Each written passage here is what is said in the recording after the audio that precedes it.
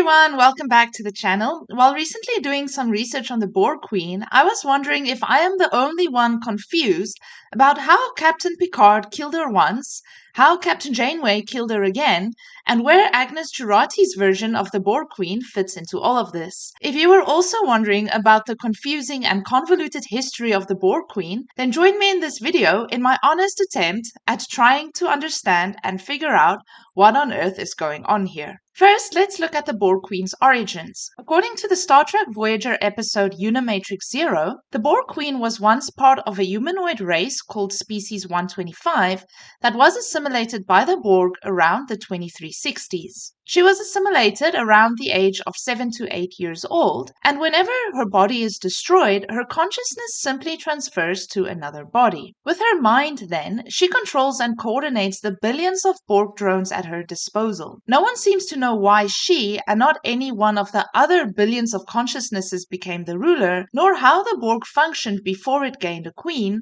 but I am open to theories, so please let me know what you think in the comments below. So the first time we encounter the Borg Queen is in the 1996 Star Trek film First Contact. The movie is set in the year 2373, where the Borg attempt to assimilate Earth by preventing first contact with the Vulcans in 2063 via time travel. Long story short, Data and Picard managed to kill the Borg Queen together, and so her first documented death is in the year 2373. In fact, her remains are stored in Daystrom Station as of the year 2401. 2 years pass after Data and Picard kill the Borg Queen, and Captain Janeway and her crew encounter the Borg Queen again in the Delta Quadrant in the year 2375. But didn't Picard kill her in 2373? Well, we can assume that since Data and Picard killed only her body, her consciousness was transferred into a new body that for some reason looks very similar to the old one, and this is how she continues to exist. The Borg Queen torments the USS Voyager crew for a few years, until Captain Janeway deals a fatal blow to her in the year 2378. In the final Star Trek Voyager episode titled Endgame, Admiral Janeway travels back in time to bring Voyager home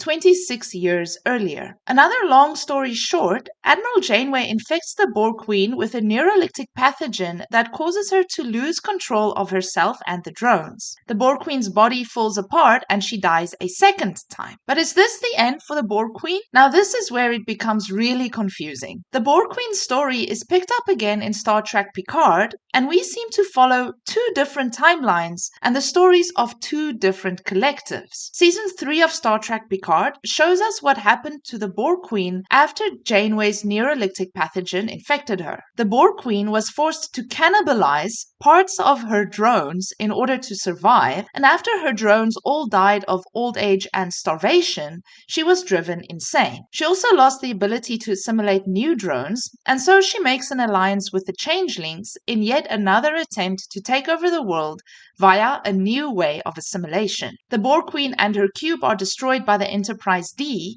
and an end is placed to the Borg and their queen once and for all. Or is it? In the first episode of Season 2 of Star Trek Picard, the Borg Queen beckons Picard to become a member of a federation. But this is not the Borg Queen we are accustomed to. After a lot of confusing time travel stuff, Agnes Jurati manages to get herself sort of assimilated by the Borg Queen, but not the Borg Queen that Janeway killed, a Borg Queen from a different timeline. Jurati kills the Borg Queen with a shotgun, but the Queen's mind lives on in Jurati, creating a new Borg Queen that is less prone to assimilation and more inclined to peace. This new evolved Borg Queen finds her way back to Picard's timeline and is granted provisional Federation membership. So the question is, where was Jurati's Borg Queen all this time? Theories suggest that Jurati's Borg collectives simply stayed out of history's way, while the other Borg, the one that Janeway infected,